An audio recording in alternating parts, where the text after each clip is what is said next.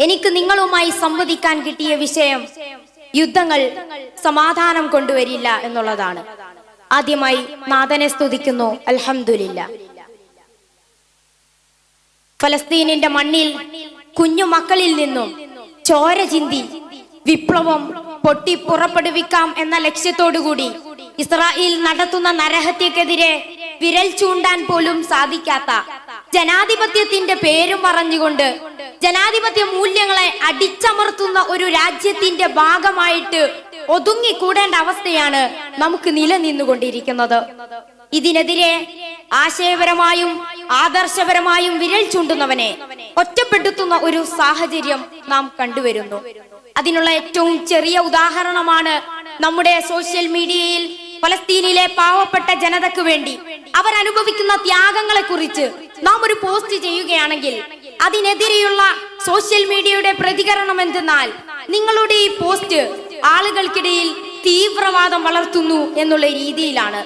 ഇവിടെയും ഇസ്ലാമിനെയും ഇസ്ലാമിക കാഴ്ചപ്പാടുകളെയും ഇസ്ലാമിക സിദ്ധാന്തങ്ങളെയും മായ്ച്ചു കളയുക എന്ന ലക്ഷ്യമുള്ള ഒരു പറ്റം ആളുകളുടെ കുതന്ത്രമാണ് പലപ്പോഴും ഇത്തരത്തിലുള്ള കാര്യങ്ങളിലേക്ക് ലോകത്തെ മുന്നോട്ട് നയിക്കുന്നത്.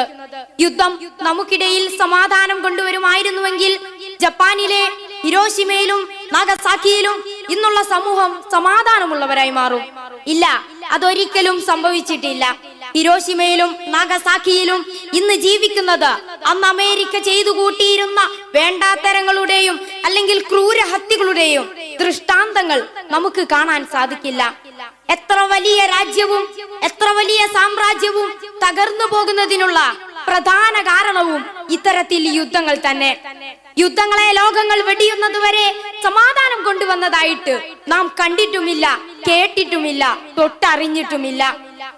ഏതൊരു യുദ്ധത്തിന്റെയും അനന്തരഫലം എന്താണെന്ന് ചോദിച്ചു കഴിഞ്ഞാൽ ഒരു സമൂഹത്തിന്റെ അല്ലെങ്കിൽ വരും സമുദായത്തിന്റെ വളരെ വിഷമകരമായ ഒരുപാട് കാഴ്ചപ്പാടുകളാണ്. കൈകളില്ലാത്തവനും കാലുകളില്ലാത്തവനും ദൈവ സൃഷ്ടിയല്ലാതെ മനുഷ്യ സൃഷ്ടിയായി മാറുന്നതാണ് ഓരോ യുദ്ധവും നമുക്ക് നേരുന്ന അനുഭവങ്ങൾ. ഇവിടെ മുസൽമാനെന്നോ ഹൈന്ദവനെന്നോ ക്രൈസ്തവനെന്നോ ജൈനനെന്നോ ബുദ്ധനെന്നോ ഒന്നും വ്യത്യാസമില്ല. മനുഷ്യനാണ്, മനുഷ്യ ജീവിതങ്ങൾക്കാണ് അവിടെ വേദനയും നോവും വിഷമവും കയ്പ് നിറഞ്ഞ അനുഭവങ്ങൾ സൃഷ്ടിക്കുന്നത്. ഇതിനൊരു മാറ്റം നമ്മുടെ സമൂഹത്തിൽ വളരെ അത്യാവശ്യമാണ്. ഇന്ത്യയുടെ ചരിത്രത്തിൽ ഇന്ത്യ എന്ന ജനാധിപത്യ രാജ്യത്തിനുള്ളിൽ അതിന്റെ ആന്തരികമായ മൂല്യങ്ങൾക്ക് വിഘാതങ്ങൾ സൃഷ്ടിക്കുന്ന ഒരുപാട് കാഴ്ചകൾ നമുക്ക് കാണാം. ഹിന്ദുവിന്റെ അമ്പലമെന്നും മുസൽമാന്റെ പള്ളിയെന്നും വേർതിരിച്ചുകൊണ്ട് മനുഷ്യർ തമ്മിലടിക്കുന്ന ഒരു കാലഘട്ടം നമ്മിൽ നിന്നും വിദൂരെയല്ല. മാറേണ്ടത് നാമാണ്, മാറ്റങ്ങൾ സൃഷ്ടിക്കേണ്ടത് നാം ഓരോരുത്തരുമാണ്. ജനാധിപത്യ രാജ്യമായ ഇന്ത്യ 1947 സ്വാതന്ത്ര്യം ലഭിക്കുമ്പോൾ അതിന്റെ ഭരണഘടനയിൽ ഉയർത്തി കാണിക്കുന്ന ഒരു മൂല്യമുണ്ട്. അത് ഇന്ത്യ എന്നുള്ളതാണ്. ഡെമോക്രാറ്റിക് രാജ്യത്തിന്റെ സമത്വവും സമാധാനവും സാഹോദര്യവും നിലനിൽക്കുന്ന ഒരു പാരമ്പര്യമാണ് ആ രാജ്യത്ത് നിൽക്കുന്ന നാം ഓരോരുത്തരും ലോകത്തിന് മുന്നിൽ മാതൃകയാകേണ്ടത്.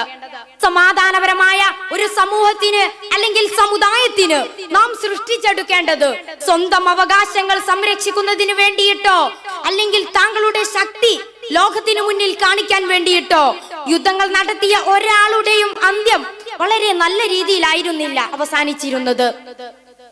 അങ്ങനെയെങ്കിൽ ലോകത്തിൽ ഏറ്റവും ശക്തിയുള്ളവരിൽ ഒരാളായിരുന്ന റഷ്യ ഉക്രൈനിൽ ആധിപത്യം സ്ഥാപിക്കാൻ വേണ്ടി നടത്തിയ യുദ്ധങ്ങളൊന്നും തന്നെ നല്ല മുഖങ്ങളായിട്ടല്ല റഷ്യയെ ലോകത്തിന് മുന്നിൽ പരാമർശിക്കുന്നത്.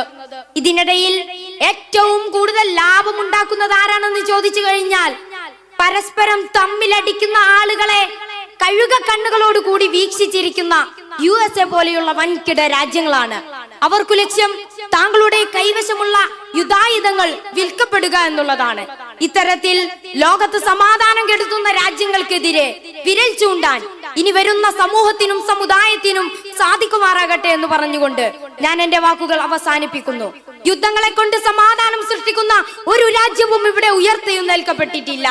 യുദ്ധങ്ങളുടെ അനന്തരഫലമായി കൊഴിഞ്ഞു പോകുന്ന ചുവന്ന പൂക്കളായ മക്കളെ ഉയർത്തിയെഴുന്നേൽപ്പിക്കാൻ ഞാനും നിങ്ങളും പ്രാപ്തരാകണമെന്ന് പറഞ്ഞുകൊണ്ട് ഞാൻ എന്റെ വാക്കുകൾ ഉപസംഹരിക്കുകയാണ്.